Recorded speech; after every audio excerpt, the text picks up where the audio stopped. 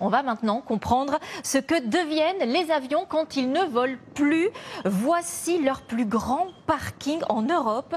Cet endroit gigantesque où ils sont tous bien garés, alignés. Alors certains en attente de réparation ou de démontage pour être recyclés. Le travail sur place, vous allez le voir, est étonnant. Reportage de Victoria David et Mathilde Lopinski. Nous voici à 1000 mètres d'altitude. Et pourtant, nous sommes bien au sol. Au milieu des steppes arides de l'est de l'Espagne, un aéroport sans aucun passager nous a ouvert ses portes. Sur la centaine d'avions garés ici, une vingtaine vit ses dernières heures. Découpés pièce par pièce, à la scie. L'extérieur de cet avion et l'intérieur de la cabine sont en train d'être démontés. Ici, plus de 90% du poids total de l'avion est recyclé ou réutilisé. Cet Airbus A330 tire sa révérence. Il a survolé la planète pendant 22 ans.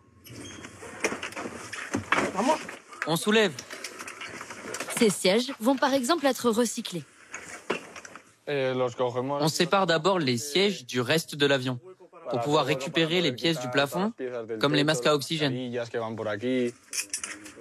Pablo, 21 ans, s'improvise pilote, ou presque. Tu ne peux pas reculer le siège. Son travail à lui, c'est plutôt de démonter les composants du cockpit. Ces dispositifs seront soit utilisés comme pièces de rechange dans d'autres avions, soit revendus. Avant de faire ça, je savais qu'on réparait les avions, mais pas qu'on les recyclait. Les gens, quand je leur dis que je fais ce métier, ils hallucinent ou ils ne me croient pas.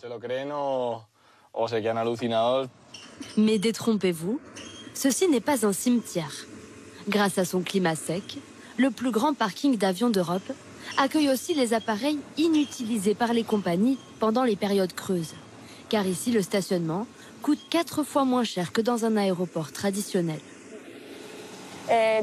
C'est bon, tout est prêt? Vous savez ce qu'il faut commander?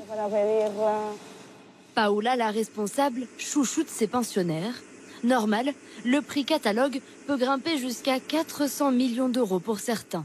Là, ce qu'on fait, c'est qu'on vérifie que l'avion est maintenu en bon état. Comme toutes les semaines, on regarde si les housses sont toujours sur les roues, si les moteurs sont bien couverts, par exemple. Les propriétaires peuvent même faire réparer leurs appareils. Dans ce hangar XXL, absolument tout est démesuré. Et là, Victoria, c'est ta taille en fait. Tellement grand que pour une simple révision, Vladimir a travaillé 2 mois sur cet Airbus. Là, je suis en train d'inspecter les valves de carburant. S'il se passe quelque chose ensuite, c'est ma responsabilité. Donc on doit noter tout ce qu'on fait et signer. Dans quelques jours, ce géant des airs reprendra du service.